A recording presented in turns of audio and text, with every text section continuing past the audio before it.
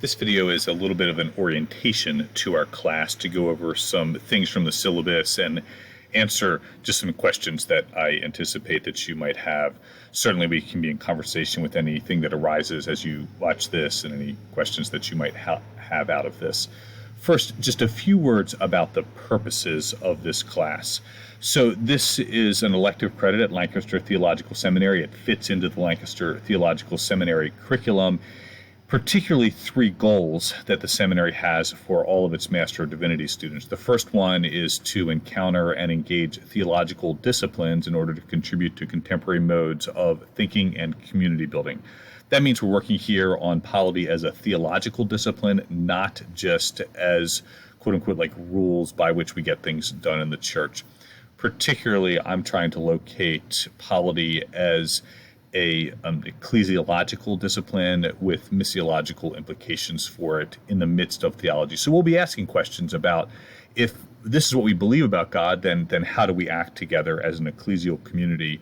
And if this is what we believe about God in a particular context, how do we shape our life to give witness to and participate in the mission of God in Jesus Christ?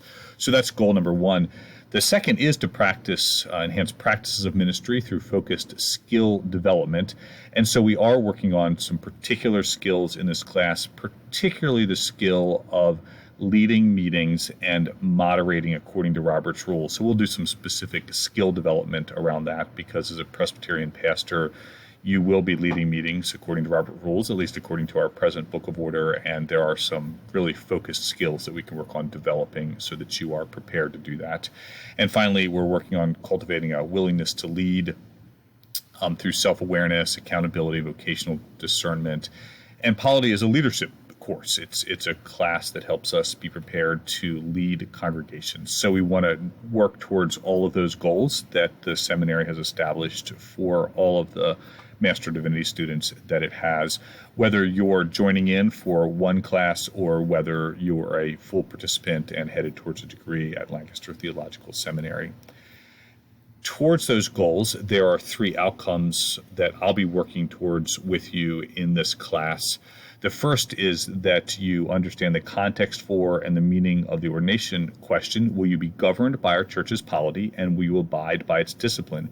If you are ordained as a minister of word and sacrament or teaching elder in the Presbyterian Church USA, you're required to answer yes to that question, and I want you to feel good about that and have the information that you'd need to confidently say yes to that question, which actually is two questions. Will you be governed by the polity? Will you abide by the church's discipline? And we'll be working on all of that in this class. I want to help you gain skills and be prepared to lead Presbyterian congregations in a rapidly changing post-denominational age. So we're denomination, but in an age, particularly in North America, where denominations are less important to many people who are going to church these days. We want to talk about that. We want to give you skills to think and also to lead in that kind of an environment. And finally, we want to develop competence so that you're able to take the standard ordination exam on polity. There are 5 ordination exams to be ordained as a minister of word and sacrament teaching elder in the Presbyterian Church USA. One of those is the Bible content exam. That's a multiple choice exam. The other 4 are essay exams. And the church polity exam is one of them. And so we will be working on questions that you have been in previous polity exams. You'll be able to answer them. And actually the midterm and the final are both based on previous church polity ordination exam questions. And so I'll be able to give you feedback on what it's like to answer those questions.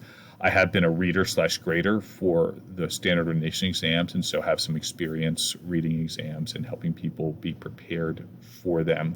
In the midst of that, actually, that will help you be prepared for the theology exam and also the worship and sacraments exam, because both of those have similar formats to the standard ordination exam on church polity. So the plan is for this class to generally prepare you for a multitude of the ordination exams, but particularly focused on questions that are for the church polity exam. To do that, we will engage with materials and, of course, do activities together. The primary texts that we will engage are the Book of Confessions and the Book of Order. Those two books make up our Constitution. We have a theological polity, not just a functional polity. The Book of Confessions is deep and rich, and actually there could be an entire class on its history and its theological contributions. We'll do some brief history of each of those confessions, and then we'll focus on their polity contributions for this polity class, but that at least serves to introduce you to the Book of Confessions and the confessions that are in the Book of Confessions. Our main primary text will be then the Book of Order, which unpacks those confessions and turns them into a polity. One additional text to help us live out what we're learning is Carlos Wilton's Principles of Presbyterian Polity. It's a recent book. You're the first class that will be using that.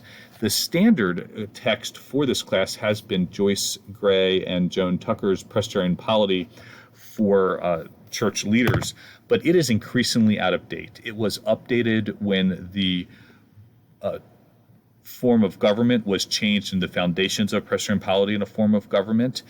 And since then, though, there's been a complete rewrite of the Directory for Worship, and there's in Works a complete rewrite for the Rules of Discipline. And so that particular text, while it has some helpful information, is increasingly out of date, and I did not make it a required text, although you will hear me refer to it in the lectures, and it's a good resource for you to know that exists. Another resource is Robert's Rules of Order, newly revised. This is the 11th edition. It is usually a required text for this class, but there is a 12th edition that's going to come out in August, although that may have been delayed to September because of the global pandemic.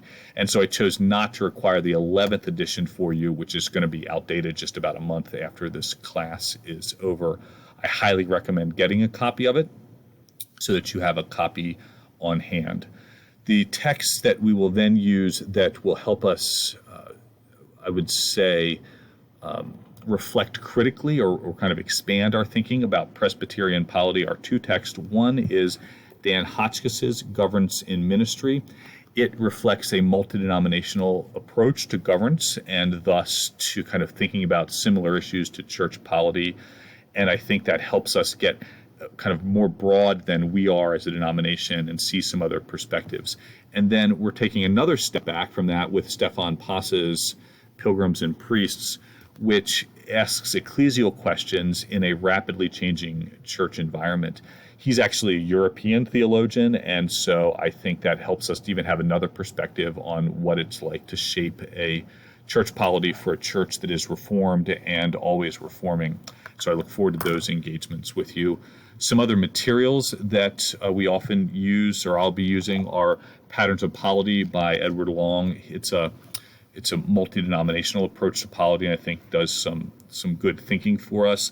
And then you'll hear me refer to, and you'll see these as recommended texts, this little text on the Presbyterian Ruling Elder, which can be a helpful text for ordination or for ordination and officer training, and also the Presbyterian Deacon. So you can see that those are both relatively little books.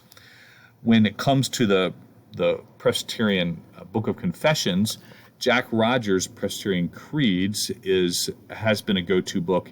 It is now increasingly outdated because it does not include the Belhar Confession, and so I don't make it a required text, although I certainly think it's a good text to have. John Burgess just released the book Confessing Our Faith, and I'll be referring to it, but again, didn't make it a required text for this class. It goes through, and actually is good for officer training, with some information about how the confessions apply to certain situations, but it's not a history of the confessions like Jack Rogers' books are. There are two books of common worship that we'll discuss. Neither one of them are required text. They're both pretty plain looking, so it doesn't help too much to hold them up. But 1993 Book of Common Worship is now available in a free digital download, and I'll put that on the Moodle site for you. And so it's easy to get to, and actually I'll provide a little bit of reading from it. There's a 2018 now version of the Book of Common Worship. It's relatively expensive. I would recommend it for pastoral work, but I did not require it for this class. But we'll let you know about those resources and what they contain. In terms of assignments, this is a Monday to Friday class. There's 10 weeks of assignments. I aim for you to have the weekends off. That's the goal. And so I open up assignments on Mondays. I'll open up a couple weeks ahead of time, but the idea is that you engage on Monday and then you're done Friday evening. There are 2 video assignments. I mean them to be enjoyable video assignments. I'm not looking for high production value on those. Sometimes that's a pretty good learning curve to kind of start taking a video and uploading it, but we'll work on that. I'm available to help with that. Particularly uploading can be, and getting the link can be a challenge for people. Want you to gain those facilities, and actually just increasingly in these days when we're separated geographically from one another, to be able to have the facility to work with the camera and make videos of ourselves, I think is going to be a good skill for us to develop. There are a number of forums with a goal that you make a post and then also make a response. We'll work out the timing of the responses. If it doesn't work to have the responses in the same week we do posts, then it might be that in one week you are making a post, but you're responding to the previous week. But the goal is to have that be an ongoing conversation where we're learning together, and that's where much of our learning environment can be developed. There's quizzes. Those help you demonstrate knowledge of the Book of Order, particularly a little bit of the Book of Confessions. They are open book. We're testing, or kind of working on getting the ability to work in the book and figure things out. There are 2 exams, a midterm exam and a final exam. They are both based on questions that were contained in a previous standard ordination exam on church polity. And so they give you practice and feedback on what it means to be preparing for that exam. And then there's a paper towards the end, which is helping you develop reflective skills on how to engage church polity for ministry practice. There's going to be 2 optional activities. I hope we'll see if stay-at-home orders are lifted and we can travel some. One optional activity will be to gather for some practice at moderating. If we're not able to do that face-to-face, we may try to see if we can do that digitally, and we'll have to see, I think, and negotiate as a class about how we're doing on those things. And then the General Assembly of the PCUSA was to gather in Baltimore in June. And so my goal was actually to invite you on a field trip to Baltimore to meet people and to experience that. And I had started conversations with the Office of the General Assembly staff, which were excited to welcome a class of polity and design with me, kind of some ways that you could get a window into that. It is not going to happen face-to-face. It's going to happen over the course of 3 days in June and will be live streamed. And then there's a PC Biz website portal that the commissioners will be using for voting and everyone can use to look at material. If it works, I'll invite you to gather together in a face-to-face, appropriately socially distanced and safe, again, if it works, to watch that live stream, and then we can talk some through General Assembly polity and observe together what's going on. Those are completely optional. And if you are not able to do those, it's perfectly understandable. We want people to be safe and well in this time. And I'm respectful of your time and other activities that you have as well. If you encounter questions on the website or on the Moodle site, please be in touch with me and then we can answer them. And sometimes if you ask me a question, it helps me know that other people have that question, and I'll answer it in the announcements part of the Moodle site, and then that can push that out to everybody. Look forward to the class and learning with you together.